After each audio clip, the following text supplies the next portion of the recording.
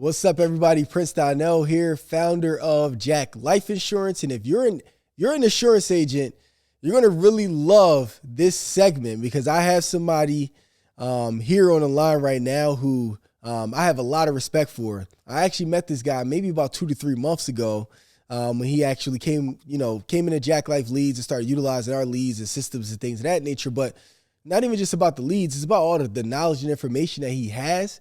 That I've been able to learn. I mean, this guy, so you all know, is been an agent for about 2 years now, but that's not even a part that's cool.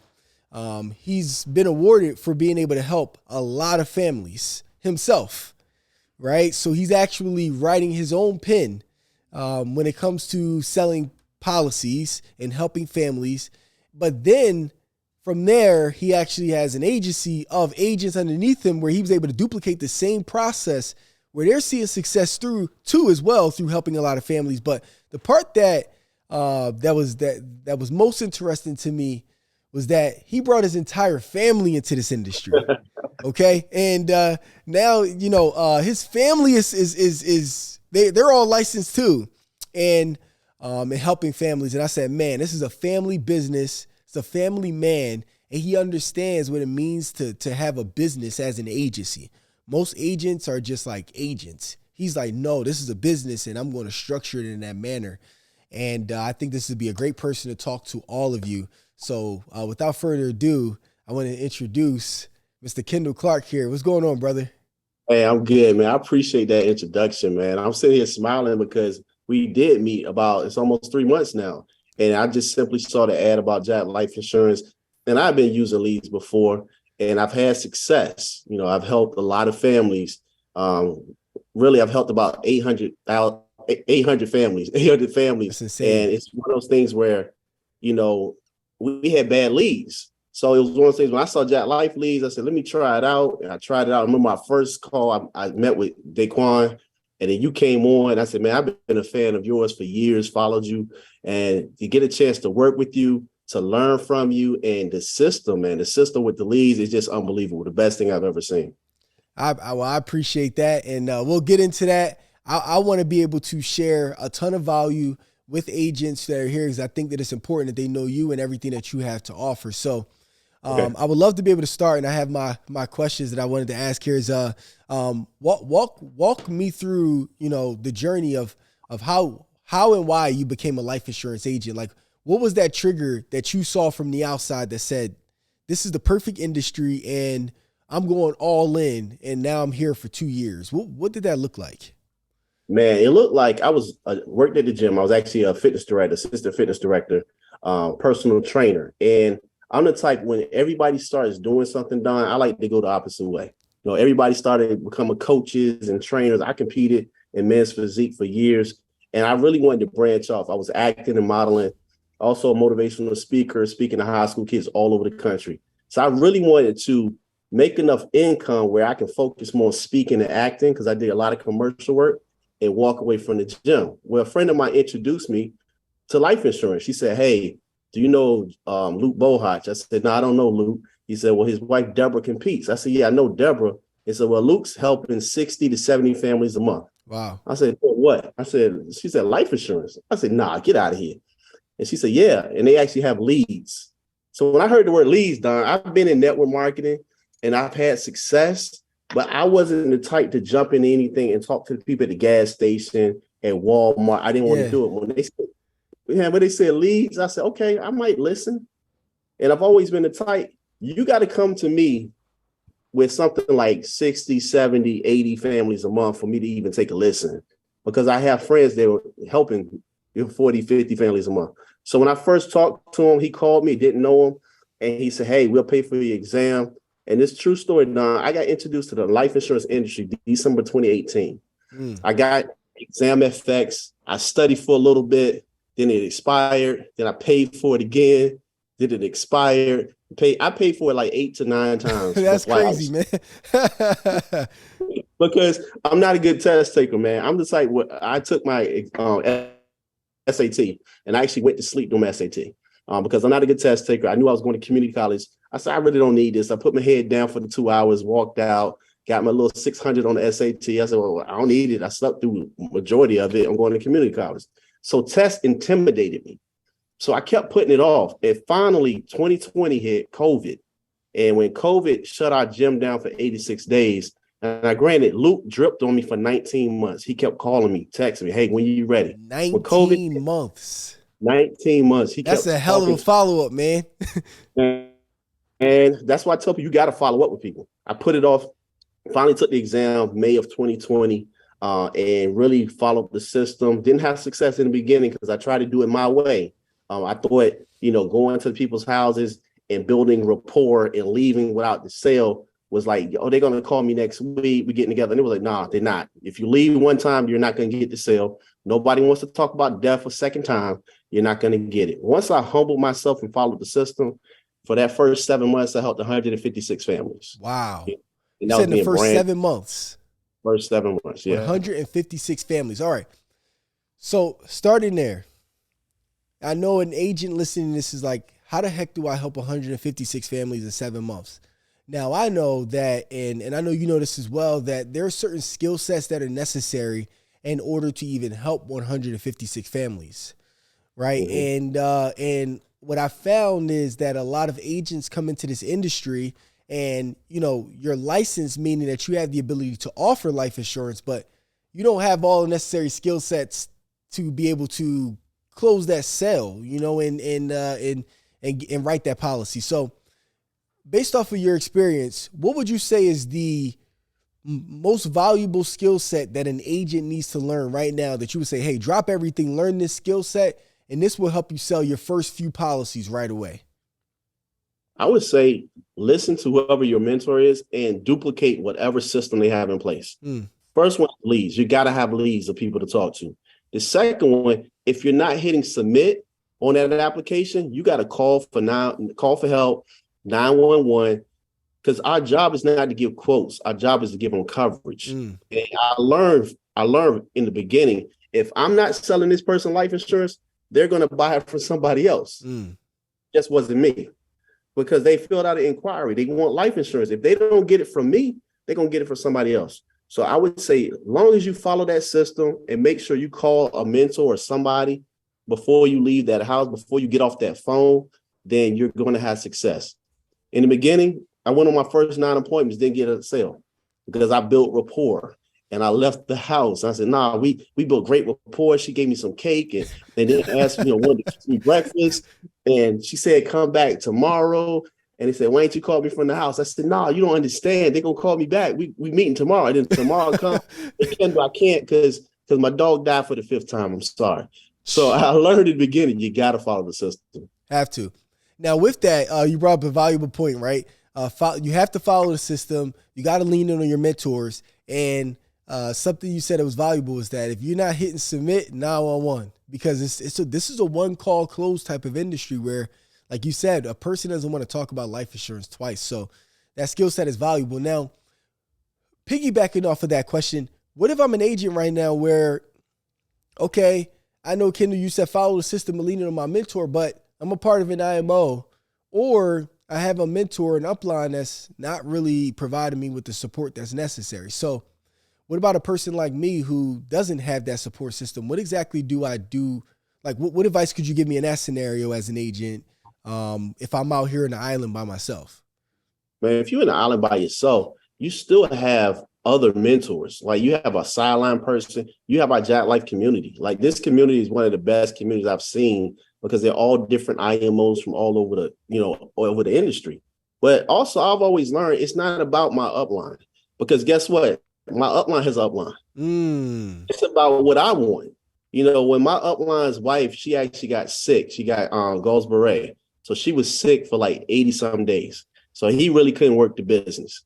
But you know what? I kept working.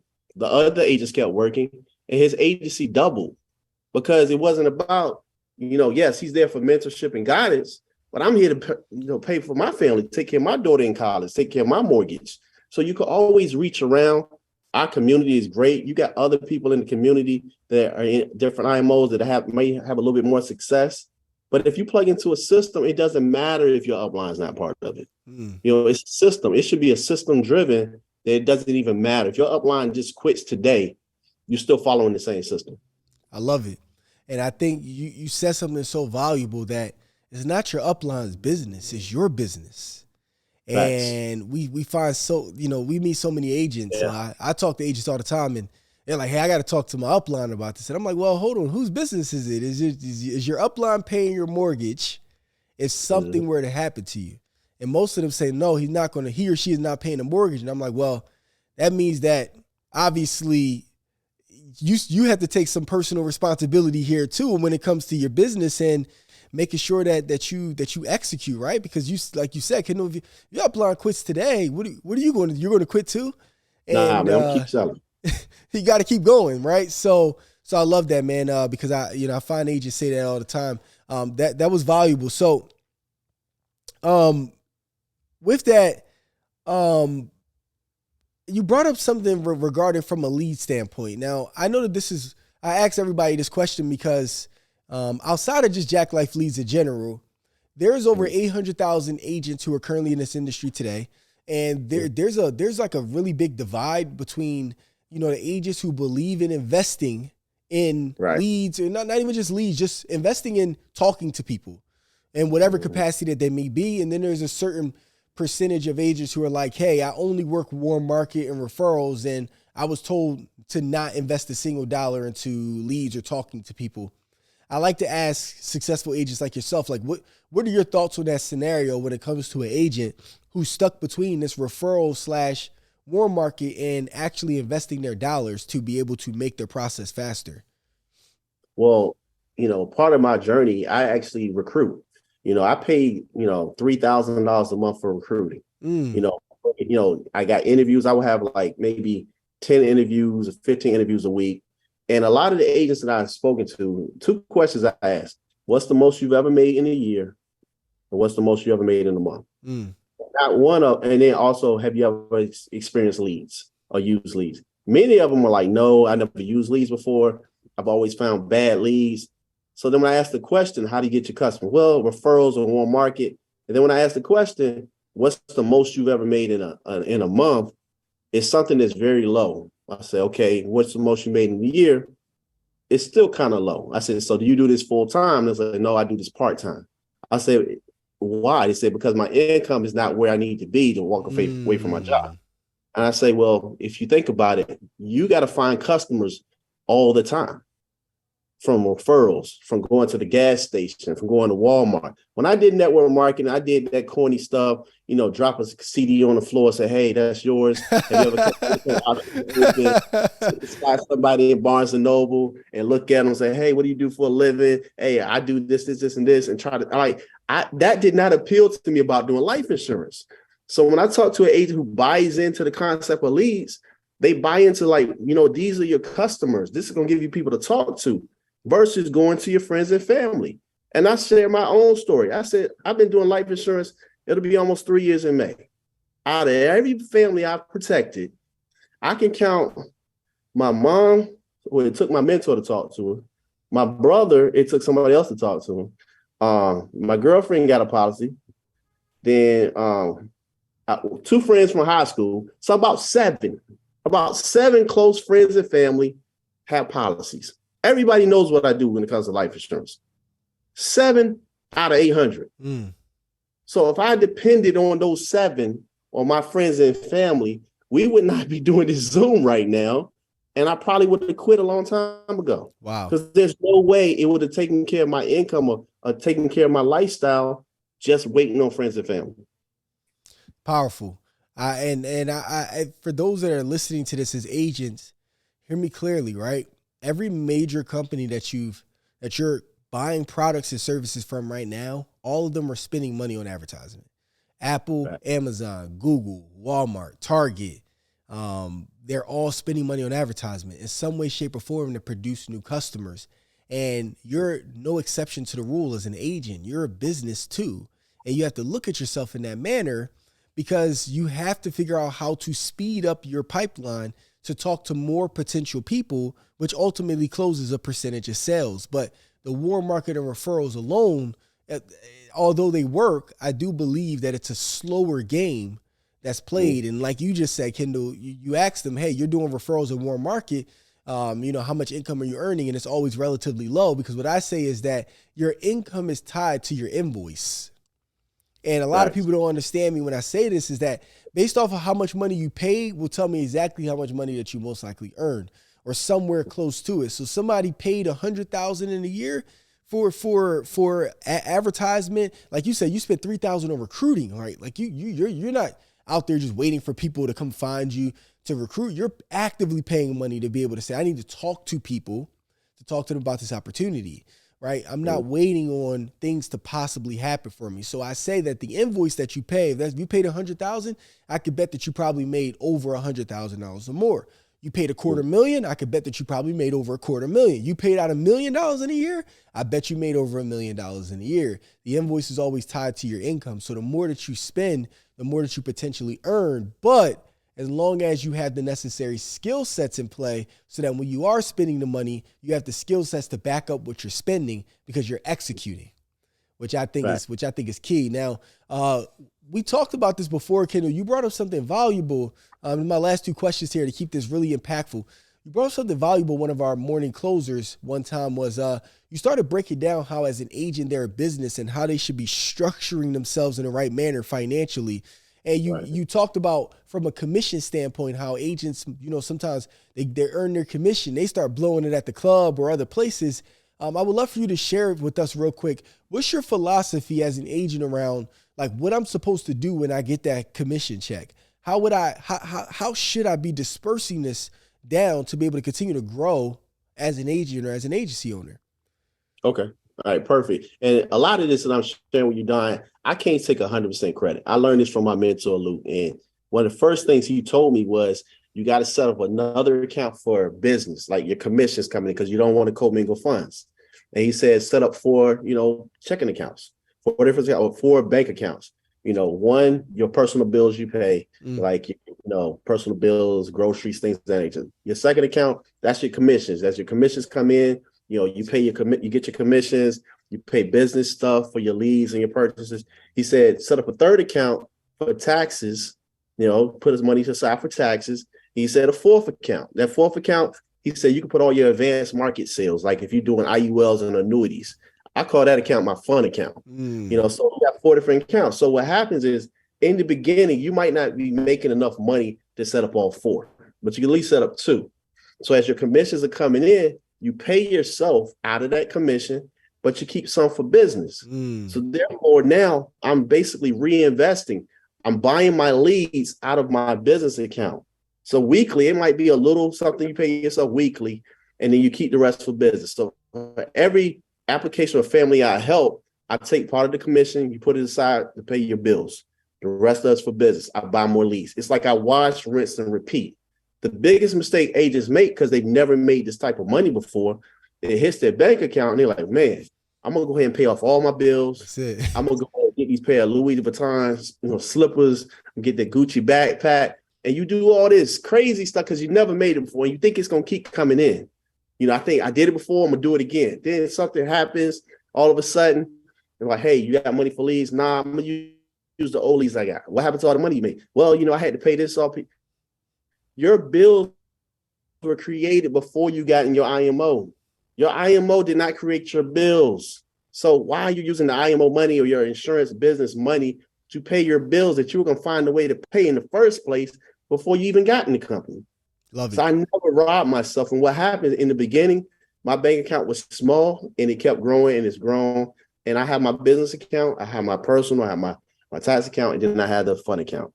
I love it. And if you're an agent, that was extremely valuable, because it's not just about selling policies and helping families, but again, from a business standpoint, are your financials in order?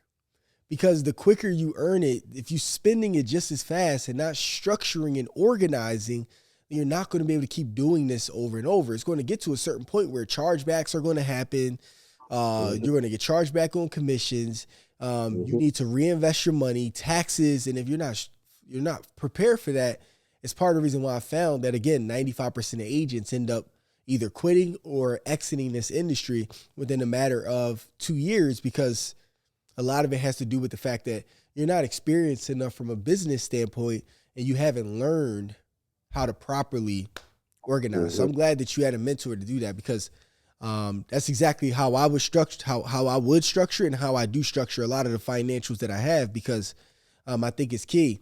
And bringing it into the last question here is full blown transparency.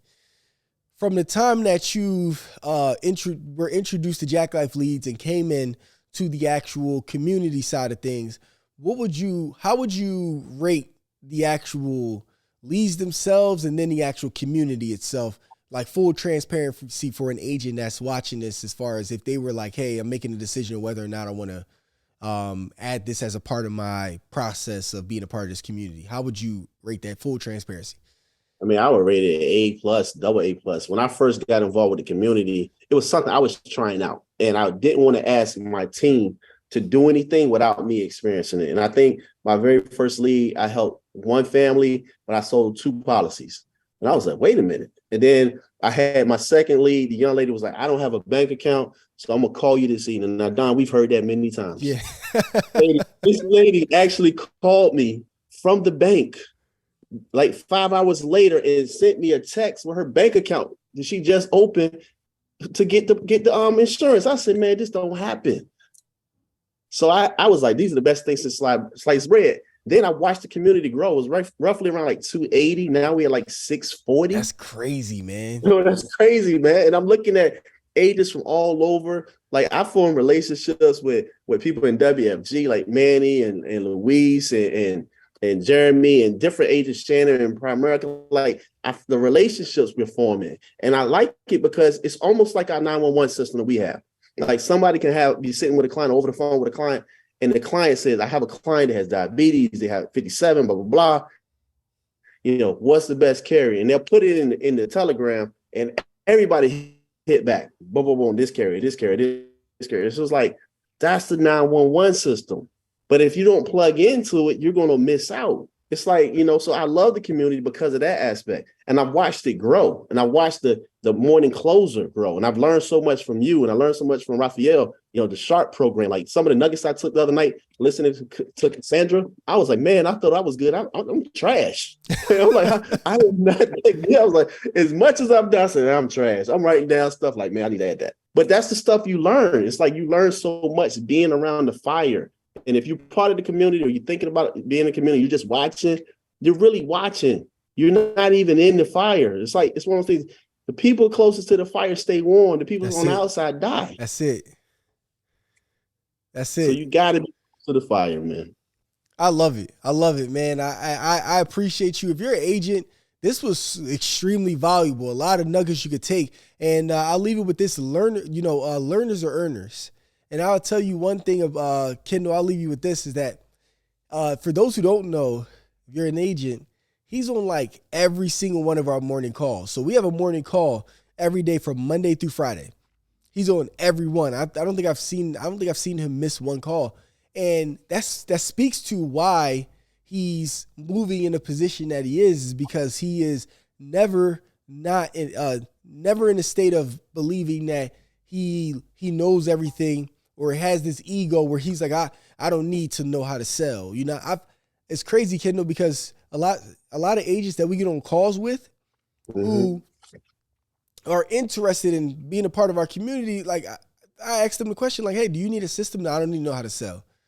I don't need sales scripts. I have my own process. I'm good. And I'm like, well, that's somebody who has so much ego, and I know for a fact that they're not going to go far, because I haven't met one person who's successful in life that's not constantly learning new information or reinforcing the information that they already know to tweak what they already have.